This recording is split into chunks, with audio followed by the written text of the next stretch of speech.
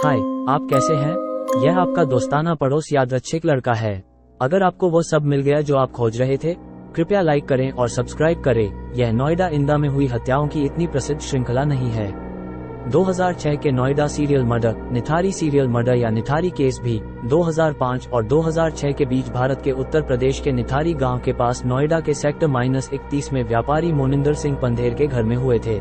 मोनिंदर सिंह को उनके खिलाफ 5 मामलों में से 2 में दोषी ठहराया गया था और उनके नौकर सुरिंदर कोहली, जिन्होंने कथित तौर पर उनकी सहायता की थी, को उनके खिलाफ 16 मामलों में से 10 में दोषी ठहराया गया था। दोनों को मूल रूप से मौत की सजा सुनाई गई थी। हालांकि 2023 में इलाहाबाद उच्च न्यायालय ने उन्हें बरी कर दिया। मैं आपको कुछ अंतर्दृष्टि देता हूँ। नोएडा या यूपी में पुलिस उन दिनों अपने भ्रष्टाचार और अप्रभाविता के लिए जानी जाती थी। बस 2000 के दशक के किसी भी मामले को खोलें, जैसे आरुषि तलवार या निथारी आदि की हत्या या कोई अन्य, आपको एक पैटर्न मिलेगा कि पुलिस ने सभी मामलों को कैसे पेशेवर तरीके से संभाला। मुझे आश्चर्य है कि आज कुछ भी बदल गया है या नहीं। प्राथमिक जांच की ओर ले जाने वाली घटनाएं। दिसंबर 2006 में निथारी गांव के 2 निवासियों ने बताया कि उन्हें पता है कि पिछले 2 वर्षों में लापता हुए बच्चों के अवशेष कहां हैं। घर D5, सेक्टर -31, नोएडा के पीछे नगर निगम की पानी की टंकी।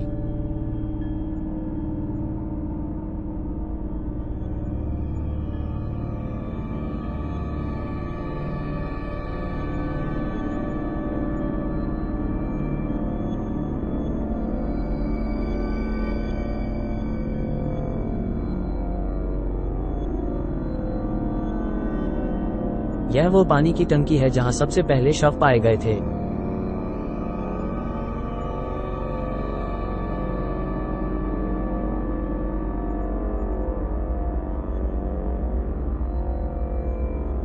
दोनों की बेटियां गायब थीं और उन्हें संदेह था कि D5 में घरेलू नौकर सुरिंदर कोहली गायब होने में शामिल था। निवासियों ने दावा किया कि स्थानीय अधिकारियों द्वारा उनकी बार बार उपेक्षा की गई है, इसलिए उन्होंने पूर्व रेजिडेंट वेलफेयर एसोसिएशन RWA के अध्यक्ष SC मिश्रा से मदद मांगी। उस सुबह मिश्रा और 2 निवासियों ने एक निवासी की तलाशी ली और दावा किया कि उसे एक सड़ा हुआ हाथ मिला है, जिसके बाद उन्होंने पुलिस से संपर्क किया। पिछले 2 साल से लापता बच्चों के चिंतित माता पिता तस्वीरें लेकर निथारी पहुंचे। कोहली ने उपनाम सतीश के तहत बाद में 6 बच्चों और पायल नामक 20 वर्षीय महिला का यौन उत्पीड़न करने के बाद उनकी हत्या करने की बात कबूल की। लापता बच्चों के परिजनों ने पुलिस पर लापरवाही का आरोप लगाया है। प्रारंभ में नोएडा SP सिटी सहित कुछ पुलिस अधिकारियों ने किसी भी आपराधिक पहलू से इनकार किया और कहा कि परिवारों ने लापता लोगों की उम्र के बारे में गलत जानकारी दी थी, कि वे नाबालिग नहीं बल्कि वयस्क थे जो अपने माता पिता से झगड़ने के बाद घर छोड़कर चले गए थे। निवासियों ने ये भी आरोप लगाया कि पुलिस भ्रष्ट थी और जानकारी छुपाने के लिए उन्हें भुगतान किया गया था। स्वतंत्र जांच की मांग की गई। निवासियों में से एक ने दावा किया कि पुलिस शवों को खोजने का श्रेय ले रही है, जबकि निवासियों ने ही उन्हें खोदा था। पुलिस ने 15 शव मिलने से इनकार किया, ये दोहराते हुए कि उन्हें खोपड़ी, हड्डियां और शरीर के अन्य हिस्से मिले हैं, और कहा कि वे पीड़ितों की संख्या का कोई आंकड़ा देने में असमर्थ हैं। पीड़ितों की पहचान और संख्या केवल DNA परीक्षण से ही स्थापित की जा सकती है। इसके बाद पुलिस ने घर को सील कर दिया और समाचार मीडिया को घटनास्थल के पास जाने की अनुमति नहीं दी। केंद्र सरकार ने कंकाल अवशेषों की खोज के पीछे के तथ्यों का पता लगाने की कोशिश की और क्या इसका अंतर्राज्य प्रभाव था। कानून व्यवस्था राज्य का मामला है, लेकिन गृह मंत्रालय ने अपराध की भयावहता के बारे में ब्यौरा मांगा। क्रमशः 26 और 27 दिसंबर को कोहली के नियोक्ता मोनिंदर सिंह पंधेर और कोहली को पायल के लापता होने के मामले में पुलिस ने हिरासत में ले लिया था। कोहली के कबूलनामे के बाद पुलिस ने आसपास की जमीन की खुदाई शुरू की और बच्चों के शव खोजे। कई बच्चों के लापता होने की सूचना मिलने के बावजूद कार्रवाई करने में विफल रहने के लिए 31 दिसंबर को 2 पुलिसकर्मियों को निलंबित कर दिया गया था, क्योंकि गुस्साए निवासियों ने मुलायम सिंह सरकार को हटाने की मांग करते हुए कथित मास्टरमाइंड के घर पर हमला किया था। निथारी में स्थिति तब बिगड़ गई जब ग्रामीणों की गुस्साई भीड़ ने आरोपियों के घर के ठीक बाहर पुलिस के साथ मारपीट की और फिर एक दूसरे पर पथराव किया। पुलिस ने पंधेर की नौकरानी माया को भी इस संदेह में हिरासत में लिया कि वह घर में महिलाओं को फुसलाकर बुलाती थी। जैसे ही परिसर के पास शरीर के और हिस्से खोदे गए, सैकड़ों स्थानीय निवासी मौके पर आ गए और आरोप लगाया कि छोटे बच्चों की भयानक हत्याओं का संबंध अंग व्यापार से है। पंधेर निवास के नजदीक रहने वाले एक डॉक्टर नवीन चौधरी कुछ साल पहले अपने अस्पताल में कथित किडनी रैकेट के सिलसिले में पुलिस के संदेह के घेरे में थे। उसकी सभी संपत्तियों की तलाशी ली गई और जांचकर्ताओं को दावे का समर्थन करने के लिए कोई सबूत नहीं मिला। प्राथमिक जांच 1 जनवरी 2007 को रिमांड मजिस्ट्रेट ने पंधेर और कोली को 10 जनवरी 2007 तक पुलिस हिरासत में दे दिया, क्योंकि जांचकर्ताओं ने कहा कि पीड़ितों के अवशेषों की बरामदगी को पूरा करने के लिए आगे की पूछताछ की आवश्यकता थी। कोर्ट ने नार्को एनालिसिस की इजाजत भी दे दी। उसी शाम पुलिस ने पंधेर के चंडीगढ़ स्थित आवास पर छापेमारी की। पंधेर की आदतों के बारे में उनकी पत्नी और बेटे से पूछताछ की गई। पुलिस सूत्रों ने खुलासा किया कि उसके साथ उनका रिश्ता तनावपूर्ण था, जो बाद में गलत पाया गया। उनके व्यवहार को सामान्य बताया गया।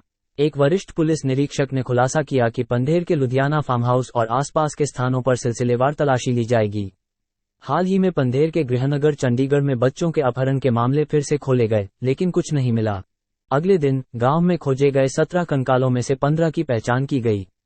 उनमें से 10 की पहचान कोली ने तब की जब उसका सामना लापता बच्चों की तस्वीरों से हुआ। घटनास्थल से बरामद सामान दिखाने के बाद परिवार के सदस्यों ने 5 अन्य की पहचान की। शवों के धड़ गायब थे और जांच दल इस संभावना की तलाश कर रहा था कि हत्याएं मानव अंगों के अवैध व्यापार से प्रेरित थीं। पुलिस ने कहा कि कम से कम 31 बच्चे पीड़ित थे। पंधेर के आवास के पास 2 दिनों की हिंसा के बाद पुलिस को और अधिक गड़बड़ी की आशंका थी, इसलिए सुरक्षा बढ़ा दी गई थी। एक प्रेस बयान में भारत के मुख्य न्यायाधीश वाई.के. सभरवाल ने कहा कि जांच प्रारंभिक स्तर पर थी और उस समय न तो अदालतें और न ही केंद्रीय जांच ब्यूरो (सीबीआई) शामिल थे। जांच समिति की रिपोर्ट। हालांकि केंद्र सरकार ने रिपोर्टिंग और जांच की अवधि के दौरान पुलिस की चूक की जांच के लिए एक उच्च स्तरीय जांच समिति का गठन किया। उत्तर प्रदेश के मुख्यमंत्री मुलायम सिंह यादव ने कहा कि इस मामले की सीबीआई जांच होनी चाहिए या नहीं, इस पर निर्णय लेने से पहले वो इस मुद्दे को देखने वाली समिति की रिपोर्ट का इंतजार करेंगे। समिति की अध्यक्षता महिला एवं बाल विकास मंत्रालय की संयुक्त सचिव मंजुला कृष्णन ने की। संदर्भ की शर्तों के तहत ये समिति लापता हुए बच्चों का पता लगाने में नोएडा पुलिस द्वारा किए गए प्रयासों का जायजा लेगी। ये लापता बच्चों का पता लगाने और उन्हें उनके परिवारों से मिलाने के लिए स्थानीय प्रशासन द्वारा प्रदान किए गए सहयोग और सहायता के स्तर का आकलन करेगा। यह आरोपी के तौर तरीकों और उद्देश्यों से गुजरेगा। पैनल ने पीड़ितों के माता पिता से मिलकर उनके बयान दर्ज किए, जबकि पुलिस ने निर्धारित किया कि मारे गए 17 लोगों में से 10 लड़कियां थीं। यौन शोषण के शिकार 8 बच्चों के माता पिता को रुपये का मुआवजा दिया गया। 12 लाख पीड़ितों की पहचान के लिए मानव अवशेषों से डीएनए नमूने हैदराबाद की एक फोरेंसिक प्रयोगशाला में भेजे गए थे, जबकि उम्र, मौत का कारण और अन्य विवरण निर्धारित करने के लिए फोरेंसिक नमूने आगरा की प्रयोगशाला में भेजे गए थे। यह निर्धारित किया गया कि पायल पहचानी गई एकमात्र वयस्क पीड़िता थी। अन्य सभी 11 पीड़िताओं की उम्र 10 वर्ष से कम थी। 8 परिवारों में से 7 को रुपये का मुआवजा प्रदान किया गया था। 3 जनवरी 2007 को 200,000 ने विरोध में अपने चेक वापस कर दिए। हालांकि चेक जल्द ही उन्हें वापस कर दिए गए। उन्होंने मुआवजे में घर और नौकरी की भी मांग की। दबाव और सार्वजनिक आक्रोश के बाद उत्तर प्रदेश सरकार ने कर्तव्य में लापरवाही के लिए 2 पुलिस अधीक्षकों को निलंबित कर दिया और 6 पुलिसकर्मियों को बर्खास्त कर दिया। ये कार्रवाई 4 सदस्यीय कमेटी की रिपोर्ट के बाद हुई। 17 जनवरी 2007 को जांच समिति ने अपनी रिपोर्ट प्रस्तुत की, जिसमें उत्तर प्रदेश पुलिस पर लापता व्यक्तियों के मामलों को संभालने में घोर लापरवाही का आरोप लगाया गया। समिति ने कहा कि स्थानीय प्रशासन लापता व्यक्तियों की रिपोर्ट से निपटने में लापरवाह और गैर जिम्मेदार था और हत्याओं के पीछे संभावित उद्देश्य के रूप में अंग व्यापार से इनकार नहीं किया। मामले के 2 आरोपी पहले से ही पुलिस हिरासत में थे, जबकि पंधेर के आवास के पीछे और सामने से छोटे बच्चों के कंकाल निकाले जा रहे थे। 7 अक्टूबर 2006 को एक एफआईआर दर्ज की गई थी। जांच से पता चला कि पायल के सेलफोन का इस्तेमाल किया जा रहा था, हालांकि उसके पास मौजूद सिम कार्ड निष्क्रिय था। डिजिटल निगरानी के माध्यम से जांचकर्ता कई लोगों का पता लगाने में सक्षम हुए और अंततः उस व्यक्ति तक पहुंच सके जिसने फोन बेचा था। रिक्शा गाड़ी चालक ने पुष्टि की कि फोन पंधेर निवास के किसी व्यक्ति का था। गवाह द्वारा तथ्यों की पुष्टि के बाद मोनिंदर सिंह को पूछताछ के लिए बुलाया गया, जिससे बाद में कुछ भी पता नहीं चला। उसके सहयोगी और नौकर सुरिंदर कोली को अगले दिन पकड़ लिया गया और उसने महिला की हत्या करने और उसके शव को घर के पीछे फेंकने की बात कबूल कर ली। पुलिस ने खुदाई शुरू की और पायल की जगह लापता बच्चों के कंकाल बरामद किए।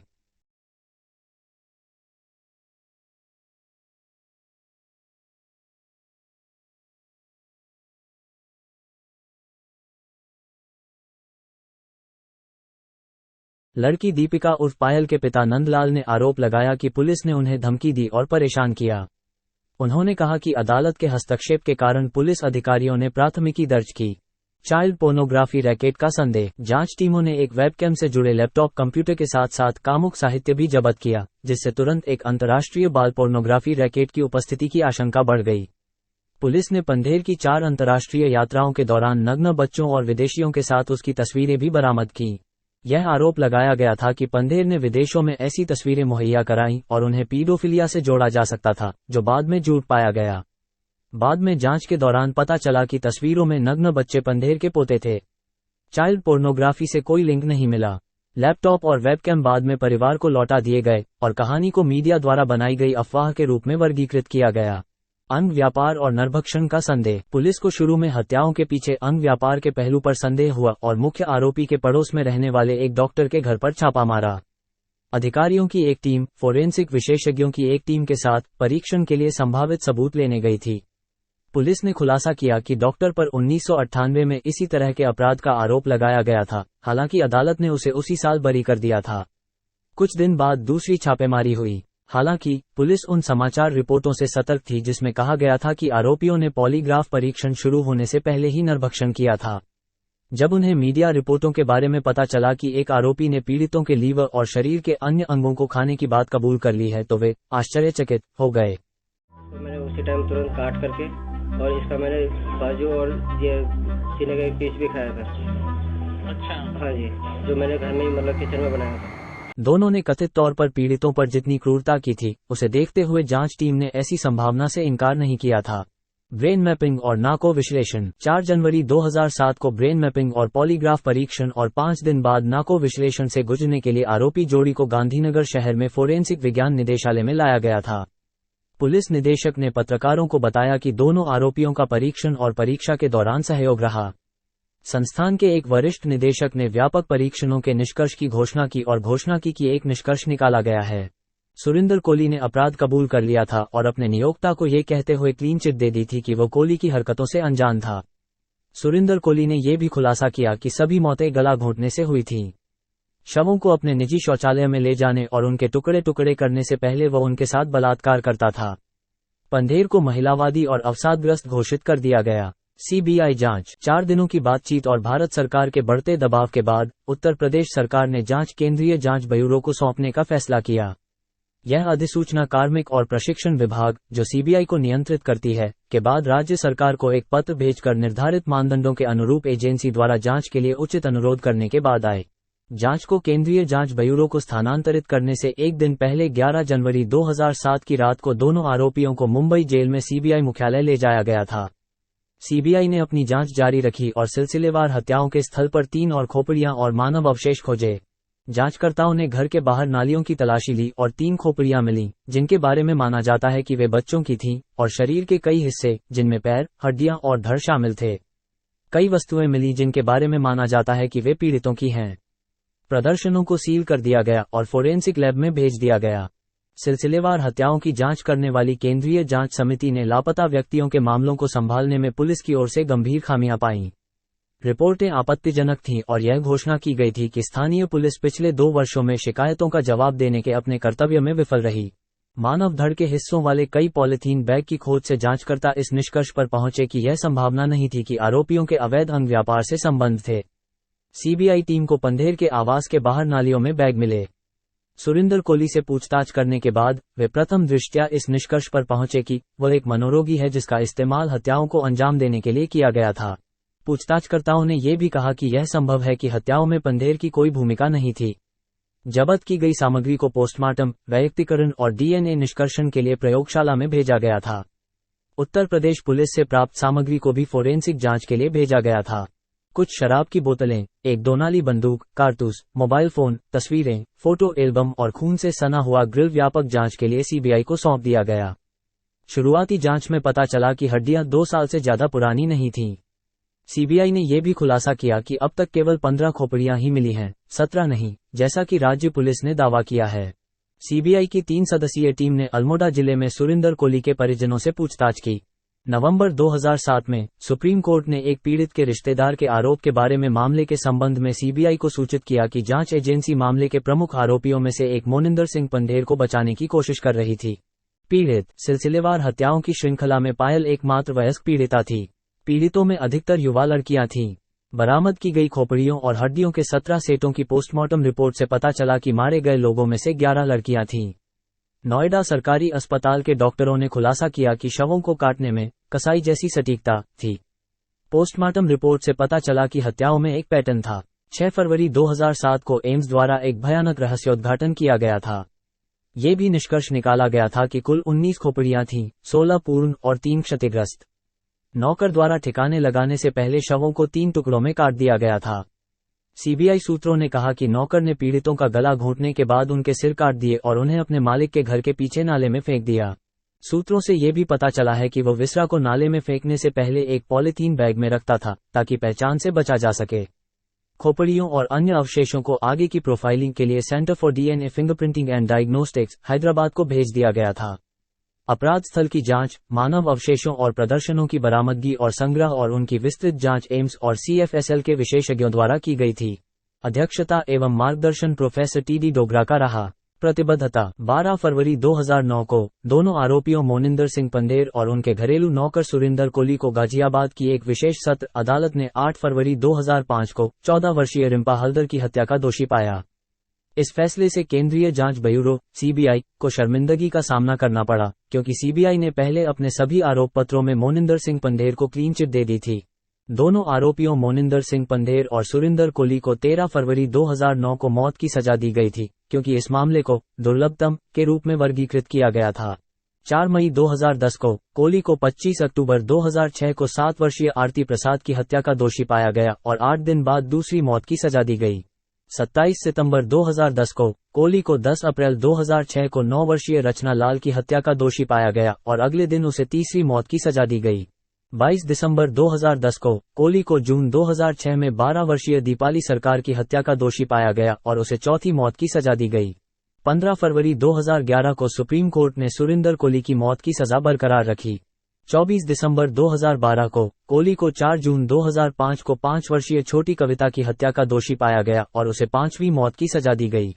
10 सितंबर 2009 को इलाहाबाद उच्च न्यायालय ने मोनिंदर सिंह पंधेर को बरी कर दिया और उनकी मौत की सजा को पलट दिया। शुरुआत में जांचकर्ताओं ने उन्हें मुख्य संदिग्ध नहीं बताया था, लेकिन मुकदमे के दौरान उन्हें सह अभियुक्त के रूप में बुलाया गया था। जबकि पंधेर को बरी कर दिया गया, इलाहाबाद उच्च न्यायालय ने उसके पूर्व घरेलू नौकर सुरिंदर कोली की मौत की सजा को बरकरार रखा। फरवरी 2011 में भारत के सर्वोच्च न्यायालय ने दोनों संदिग्धों के खिलाफ मौत की सजा को बरकरार रखा। जुलाई 2014 में भारत के राष्ट्रपति ने कोली द्वारा दायर दया याचिकाओं को खारिज कर दिया। 3 सितंबर 2014 को कोर्ट ने निथारी कांड में कोली के खिलाफ डेथ वारंट जारी किया था। 4 सितंबर 2014 की शाम को कोली को गाजियाबाद की डासना जेल में फांसी की सुविधा न होने के कारण मेरठ जेल में स्थानांतरित कर दिया गया था। उसे 12 सितंबर 2014 को फांसी दी जानी थी। कोली की याचिका दायर होने के बाद सुप्रीम कोर्ट ने उसकी मौत की सजा पर 1 हफ्ते के लिए रोक लगा दी। अदालत ने आधी रात की सुनवाई में कोली की फांसी पर रोक लगा दी और कहा कि फांसी में अत्यधिक देरी सजा कम करने का वैध आधार है। लेकिन 29 अक्टूबर 2014 को भारत के मुख्य न्यायाधीश एच.एल. दत्तू की अध्यक्षता वाली सुप्रीम कोर्ट की पीठ ने मौत की सजा की समीक्षा याचिका को ये कहते हुए खारिज कर दिया कि अदालत ने फैसले में कोई त्रुटि नहीं की है। हालांकि 28 जनवरी 2015 को मुख्य न्यायाधीश डी.वाई. चंद्रचूड़ और न्यायमूर्ति पी.के.एस. बघेल की अध्यक्षता वाली उच्च न्यायालय की पीठ ने कोली की दया याचिका पर निर्णय लेने में अत्यधिक देरी के आधार पर उसकी मौत की सजा को आजीवन कारावास में बदल दिया। 24 जुलाई 2017 को गाजियाबाद में सीबीआई कोर्ट द्वारा नवीनतम सुनवाई में कोली और पंधेर दोनों को मौत की सजा 16 में से 8 मामला दी गई थी। 2019 में कोली को 10वीं सजा में फिर से मौत की सजा दी गई। दोषमुक्ति 16 अक्टूबर 2023 को अपराधों का पता चलने के 17 साल बाद 2 संदिग्धों द्वारा दायर अपील के बाद कोली और पंधेर को उनके खिलाफ सभी आरोपों से बरी कर दिया गया। आरोपियों के कबूलनामे के अलावा ठोस सबूतों की कमी के कारण दोनों को इलाहाबाद उच्च न्यायालय ने बरी कर दिया था। अदालत ने घोषणा की, गिरफ्तारी, बरामदगी और कबूलनामे के महत्वपूर्ण पहलुओं को जिस लापरवाही और लापरवाही से निपटाया गया वह कम से कम इतना निराशाजनक है। हमें ऐसा लगता है कि जांच ने एक गरीब नौकर को फंसाने का आसान तरीका चुना। अन्य व्यापार की संगठित गतिविधि की संभावित भागीदारी के अधिक गंभीर पहलुओं की जांच करने की उचित देखभाल किए बिना उसे दानव बनाकर घर भेज दिया गया। मूल्यांकन पर इस मामले में दिए गए सबूतों के आधार पर अनुच्छेद 21 के तहत आरोपी को दी गई निष्पक्ष सुनवाई की कसौटी पर हम मानते हैं कि अभियोजन पक्ष आरोपी एसके के अपराध को साबित करने में विफल रहा है और पंधेर को परिस्थितिजन्य साक्ष्यों के आधार पर मामले के तय मापदंडों पर उचित संदेह से परे रखा गया।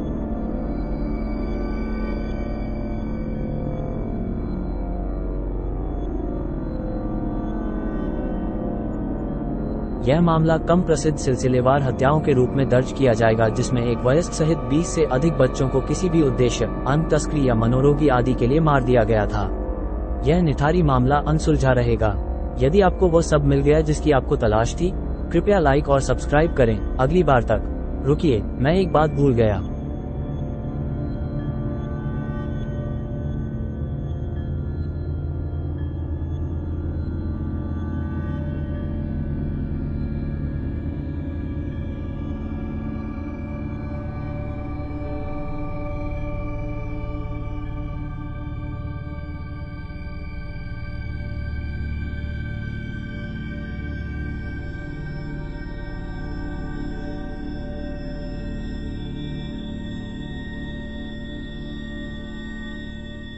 ये D5 हवेली है जहां करीब 19 साल पहले कंकाल मिले थे। अब यह एक भूतहा घर के रूप में विकसित हो गया है।